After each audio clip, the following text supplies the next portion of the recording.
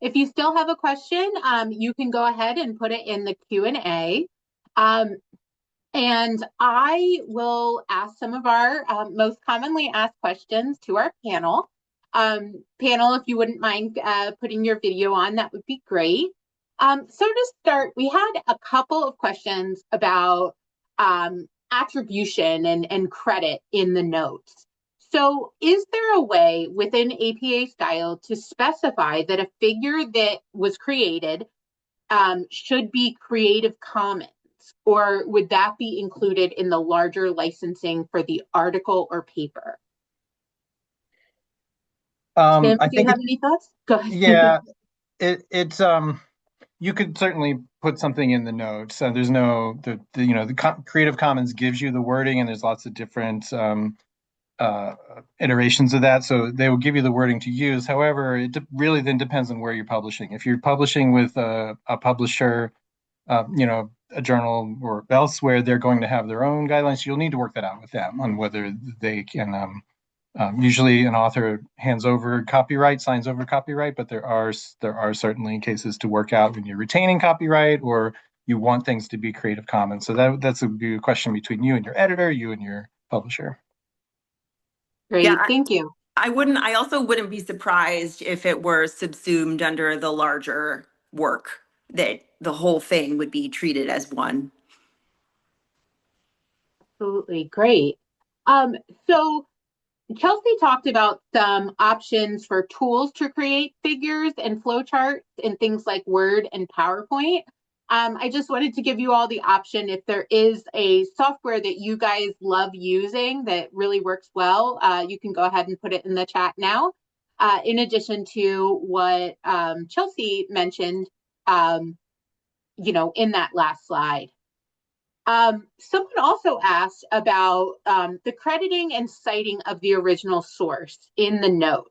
So Tim, I remember that you had it pretty much exactly as you would do it in the text of a paper with the parenthetical or narrative citation.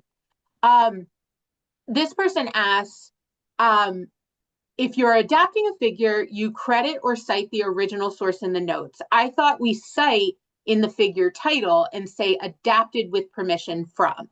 Could you address that?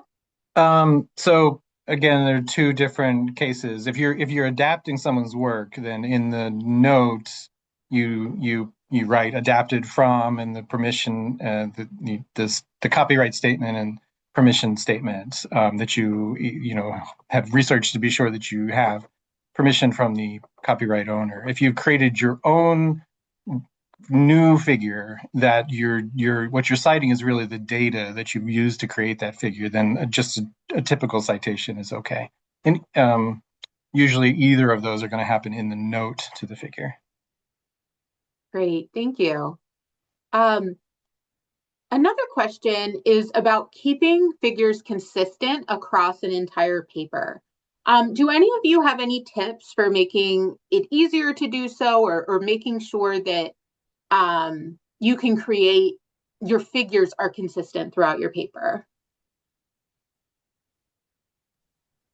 One of my favorite approaches for that is to think about the zoomed out perspective that you will have near the end of the writing process. So as you're preparing your paper to be submitted, you're about to turn it in, to mentally zoom out and say, if I'm just scrolling through and I'm looking at all the figures next to each other, what inconsistencies do I notice and what consistencies could I introduce? So, for example, one would be size. You can make sure that figures that are the same kind of figure are the same size. So, for example, if you have a bunch of bar charts, you would make sure that the size of the chart image, that you've sized them to be all the same and that one isn't somehow half the size of the others. Similarly, you can look at what colors have you used across the figures? Are you being consistent? So for example, if you have data from certain groups that is represented in multiple figures, you can use the same color to represent the same group in every figure, so that we know like group one is always blue, and that can help readers understand your data better by doing that. Similarly, you can make sure that you are using the same point size for the labels within, which I'm not aware of a way to change it like holistically. I think you would have to like it, as far as like if you're just doing it like in Word and using those tools, that you would go through and say, no, I want it to be 12-point font on my labels. But treating figure consistency as its own task is the way that I would approach it. Does anyone else have something to add?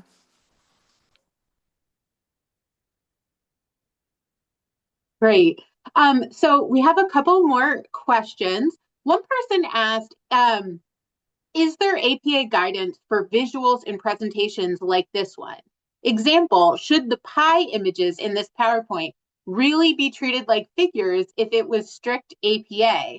And I think that one is interesting, because if this was an APA style research paper, we would not have those delicious looking pies.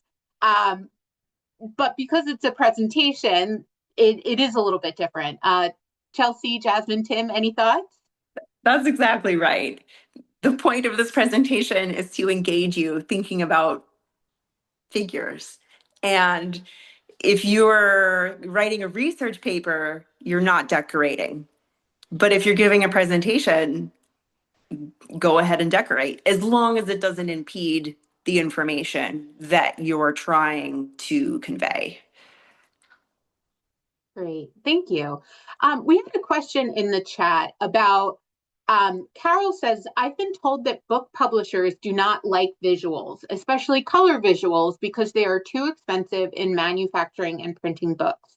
Your experience? I know we do have experience with that. Any thoughts? I mean, you're Chelsea? not wrong that it's expensive to print in color. I feel like that's part of what you negotiate with the publisher about the necessity for the visuals that you want to include. And I know at APA, if something is getting printed both in color and if it's getting printed and it's getting put online, sometimes they'll put like a black and white version in the printed work. And then a color version in the online version. And so that sort of like option might be available as well, to have like a print in black and white, but online in color. Jasmine, were you going to say something? Oh no, I just liked what you said. That you might ask yourself, do I even need color? That might be something to think about, and always make sure that you even need the figure or the image. Sometimes it seems like you need it, but it's kind of decorative. So we always want to ask those questions. We got some additional questions about specifics regarding larger font. With that, I think a lot of it is going to be trial and error. So we can't give you a specific number that we know is going to work in a certain auditorium, because the room, how close you are to the screen, how big the screen is, there's so many factors that are involved. So we can't really give you a specific for that one. Chelsea, I see you thinking. Oh, I am. I think that if you have a chance to be in the room, that's a great way to tell how big something should be. I can't tell you the number of times I've been at presentations and people have their slide deck up on a projector and the text on the slide deck is illegible from the back of the room. And so if you have a chance to test drive your project in the situation that it's going to be in, that can be a great opportunity to be like, it needs to be bigger. And with that, when you do make things bigger, if you have like a screen, that means that you can only present so much, right? You might be presenting less. And so that's also a consideration for how you're paying out the information to the audience. Great, thank you. So there have been some questions about when you put your figure at the end of your paper. Um, how do you decide if a figure is at the end of a manuscript versus a figure to be included as an appendix?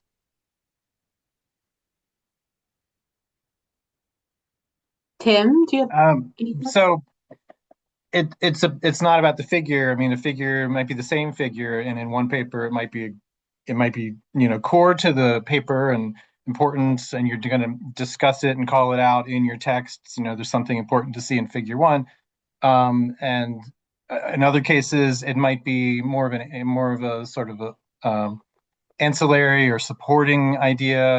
For more information, you can see this great figure, and that's more of an appendix. So it's about the intent, and it's your choice as an author and working with your editor.